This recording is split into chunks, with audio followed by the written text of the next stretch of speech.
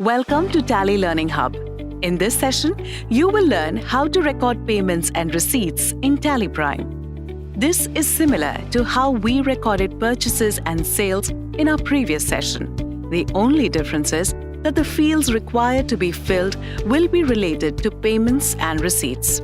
Let's start. Press V for vouchers. Press F5 for payment. Press F2 to set the date. I want to set the date to 5th April. You will notice that automatically Tally changes the date to 5th April, assuming that since our last transaction was on 4th April, we will want to change the date to the next date. Let us record a payment made for the rent. Since this is a payment, Tally first asks for the ledger from which the payment is made. This can be either the cash or the bank ledger. Press spacebar and you will see the list of cash or bank ledgers you've created. Select the ledger. I'm selecting the bank ledger. Now, let's select the ledger to which the payment is made. Press spacebar to see the list of ledgers and select the ledger. I'll select the rent ledger. Enter the amount. Press enter until you get this bank allocation screen. Here, you can enter the method by which you're making the payment. Check, transfer, or others. Depending on the method of payment, you can enter the check number or UTR number if required. This will be useful if you use our banking features like check printing, check management, and bank reconciliation. Enter the narration if required.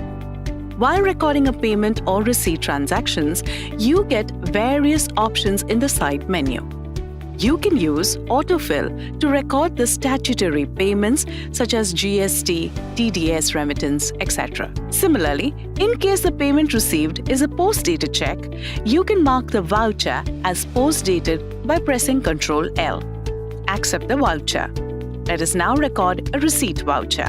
Press F6 for receipt. Since this is a receipt, Tally first asks for the ledger in which money is received.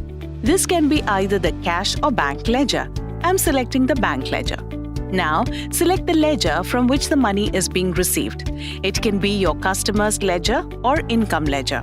For me, it's interest, so I'll select the interest ledger. Enter the amount. Select the method by which the money is received and the instrument details.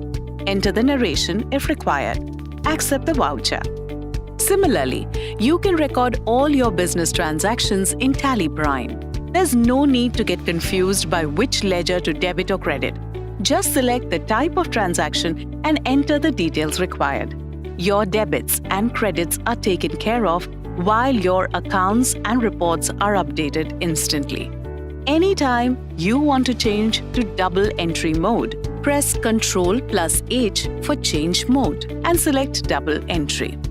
Using this, you can easily toggle between single entry to double entry and vice versa. If you want to see the list of transactions you've recorded in a day, press Alt+G for go to and type daily and select daily entries. In another way, from to gateway of Tally, press D for display more reports. Press D for daybook. A quick recap of things we learned in this session. Recording payment and receipt voucher. Change mode from single entry to double entry mode and vice versa. Viewing day-to-day transactions from Daybook.